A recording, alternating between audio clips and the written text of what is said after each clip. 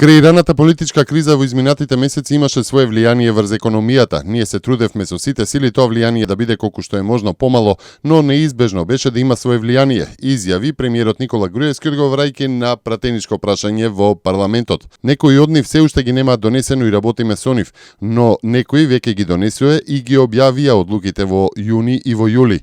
Но тоа можеше да биде во март, во февруари и ке беше, но поради состојбите одлучија да почекаат да видат што ќе се случува.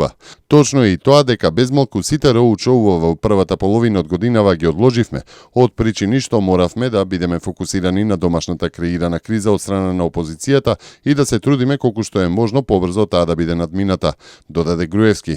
Само едно или две представувања на бизнис потенцијалите на Македонија според премиерот се одржале од почетокот на годината. Министрите задолжени за инвестиции одржувале состаноци и презентации, но и тие, како што рече премиерот, биле во една непријатност бидејќи секаде прво требало да ги објаснуваат домашните кризни состојби, а потоа да предат на економскиот дел и на предностите што Македонија ги нуди за странските инвеститори. Само во првите 6 месеци од оваа година поднесени се 123 кривични пријави против 179 лица за криумчарење мигранти, што доволно укажува на интензитетот и обемот на криминалот поврзан со илегалната миграција, стои во соопштението од МВР по повод учеството на директорот на Бирото за јавна безбедност Горанче Савовски на работниот состанок на оперативно ниво меѓу државите членки на Салзбуршкиот форум во Софија. Со цел обезбедување подобра подготвеност за справување со бранот мигранти кои се очекува и во наредниот период, директорот Савовски го предочи акцискиот план на Република Македонија за справување со илегалната миграција, како и активностите на работната група на ниво на министри која врши контрола на состојбата со илегалните мигранти и ги дефинира неопходните мерки за ефикасно справување. Бугарија, која го презеде председателството со Салзбуршкиот форум, го организираше состанокот врз основа на заклучоците на вонредниот состанок во Брисел за преземање на итни заеднички акции за борба против илегалната миграција и криумчарење на мигранти. На состанокот покрај представниците на државите членки на овој форум, Австрија, Бугарија, Хрватска, Чешката република, Унгарија, Полска, Романија, Словачката република и Словенија, учествуваа и представници од Германија, Србија и од Косово. Директорот Савовски во своето обраќање ги презентираше мерките кои ги презема Република Македонија со зголемениот прилив од илегални мигранти. Тој ги посочи последните измени на Законот за азил и привремена заштита, врз основа на која од почетокот на примената на законските измени се издадени повеќе од 20.000 потврди за искажана намера за поднесување барање за признавање на правото за азил во Македонија. Согледувајќи дека актуелната криза со илегалната миграција не е само регионален, туку и глобален предизвик, директорот Савовски ја искажа црстата подготвеност на Македонија за учество во заеднички координирани активности за справување со овој проблем. Се уште е во сила ограничувањето за движење во шумите и шумските појаси, потсетува ресорното Министерство за земјоделство, шумарство и водостопанство. Ограничувањето важи за сите од 22 јули до 5 август оваа година во термин од 7 до 17 часот, освен за лицата со дозвола од Македонски шуми. Ова ограничување не важи за вработените во Македонски шуми, ниту за организирана група туристи во придружба на представник од Македонски шуми или националните паркови. За непочитување на забраната, физичките лица затекнати во шума без дозвола ќе бидат казнети со глоба од 1500 до 2000 евра. Министерството потсетува и дека е забрането палење стрништа, плевел и други растителни отпадоци на земјоделско земјиште како превентивна мерка за заштита на шумските пожари. За непочитување на оваа забрана се предвидува глоба од 1500 до 3000 евра.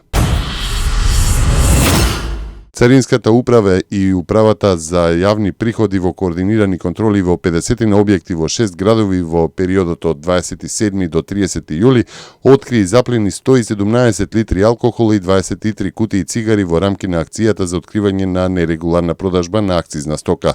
Во 13 објекти при контролите спроведени во Велеску, Маново, Охрид, Ресен, Струга, Битола и во Прилеп, соопшти Царинската управа, е откриена незаконска продажба на алкохолни пијалоци и цигари. Привремено се задржани околу 117 литри жестоки алкохолни пијалоци без или со странски бандероли за кои не е платена акциза и за кои не постојат документи за потекло и за здравствена исправност. Од нив 69 литри се домашна ракија, а остатокот се различни видови жестоки алкохолни пијалоци. Во една продавница во Струга, во бункер во подот под пултот за продажба откриени се и 23 кутии цигари Малборо и Престиж без и со странски бандероли, се наведува во соопштението од Царинската управа. По повод одбележувањето на националниот празник Илинден во недела во рамки на предвидените манифестации во Скопје, Крушево и во меморијалниот комплекс Пелинце Кумановско, ќе биде применет посебен сообраќаен режим со цел непречено и безбедно одвивање на закажаните настани за чествување на празникот. Граѓаните и фирмите да ги платат за останатите долгови за радиодифузна такса за да не се соочат со присилна наплата, апелира управата за јавни приходи.